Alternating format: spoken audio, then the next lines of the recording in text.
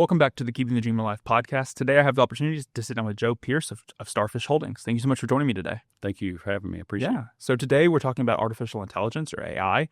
To get us started, what is artificial intelligence? Yeah, so I like to think about artificial intelligence as creating machines that can think or act like humans, or at least they try to. Yeah. And artificial intelligence is one of those things that has been kind of a buzzword lately as far as industry. It's not necessarily industry specific. People are everyday users of AI in some way, shape, or form.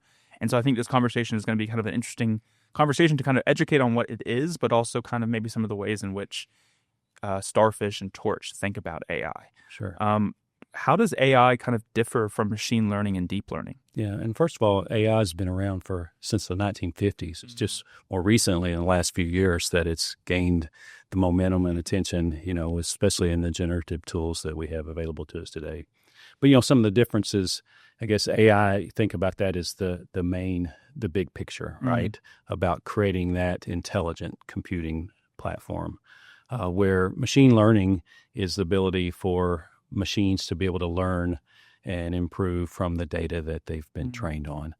And you mentioned deep learning as well. Deep learning is a form of machine learning as well, where it may use neural networks and things like that to be able to understand the data more fully. And an example would be facial recognition, those types of things, or language interpretation real time. Those are things that may require more the deep learning type platforms. Yeah. And so what are some of the common examples of AI in everyday life? Yeah. So it's everywhere. Yeah. And you know that too. Yeah, I mean, it's all over. It's in everything we do. And some things we don't even realize that it's there. For simple things like a Google search, and as you're typing, you're seeing suggestions on what to type in. It's predicting what you're going to be searching. Those are AI algorithms that are doing that.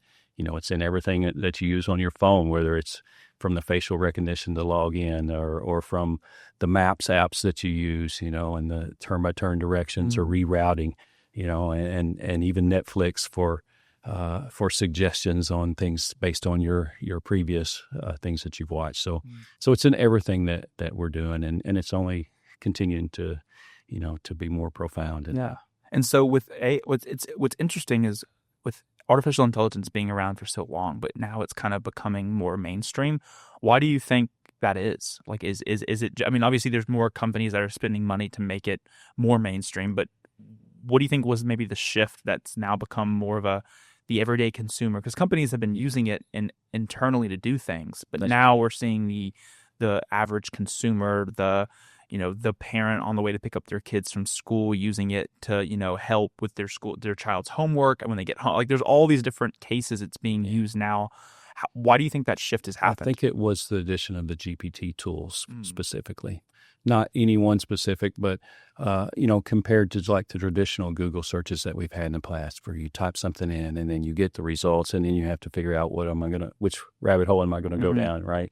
But I think the tools that would able to give you a response that was intelligent sounding gives you a response that is more where you don't have to drill down and continue to find more details, that it lays it out in a way that's easy to understand and in a readable format. Yeah. And so, I mean, with AI, there comes a lot of conversations about the ethical implications of AI. Talk a little bit about maybe some of those concerns that from a business perspective, y'all are looking at to kind of, hey, there is, that maybe a little bit of a gray area in some cases. Yeah, absolutely. And the big concern is privacy and protection of confidential information or our customers' information. Those are the big concerns that we want to make sure that, because it's easy to be able to put stuff in information and put them in these tools and to be able to expose something that you shouldn't have exposed, or to be able to give people access to things that they shouldn't have had access to. And so those are the big concerns that we have, and the ability to be able to protect that information properly.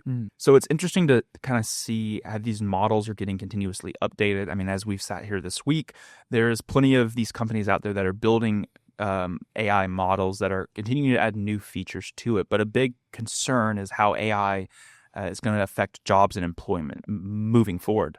Yeah. As we've seen throughout various technology advancements over time, industrial revolution, electronics, computers, internet, those kinds of things, we've seen impact to jobs and jobs changing, and that's going to be natural in this case as well.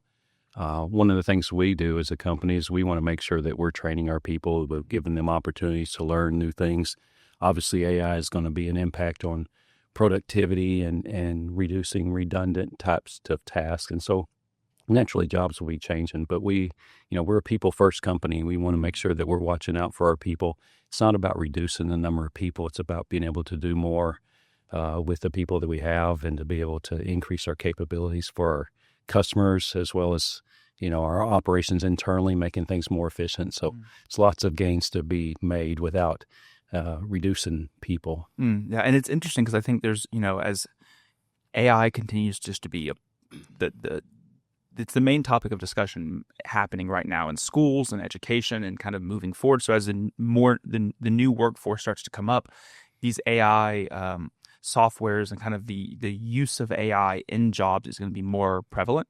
And that education of it prior to maybe joining Torch or joining whatever other company is going to be something that these new hires are going to have under their tool belt. What are some of the risks of using AI? Because I mean, there's so much that we've already talked about, kind of from like the privacy perspective. But as from a company's perspective, besides privacy, what are some of the other risks that y'all are looking at? Well, there's risks, for others using AI to try to attack us. Cybersecurity is concerned. So those are always, the emails that we get that are spam or trying to get us to click on things that we shouldn't have. Those get more realistic.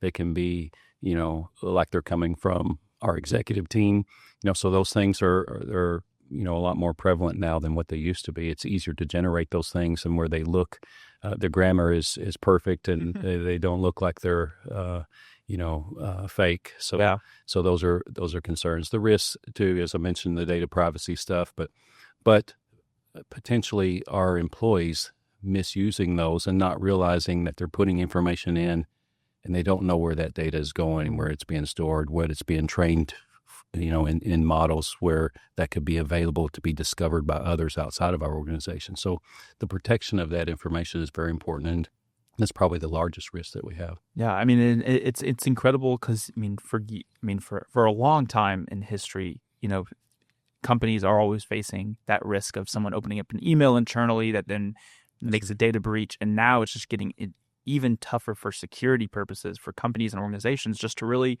ensure that all protocol are met, but they're also ensuring that their information is not getting taken, and vice versa, and new hires coming on. I mean, there's so much on a logistics basis that it's very difficult with AI now kind of becoming so mainstream.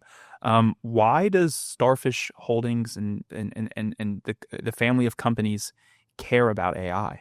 Yeah, I think there's great opportunity here, not only for our customers and to be able to help them operate more effectively, create solutions for them that have not been possible in the past, but also for our own operations to be able to operate more efficiently. I think that's tremendous. And just making sure that we're on the forefront of that to attract the talent that we need in our company. Everybody's wanting to be able to utilize these tools. And, for me, it's about creating the conditions where people can thrive in our organization and having the creativity of the people and enabling them and empowering them to be able to do more than what they could.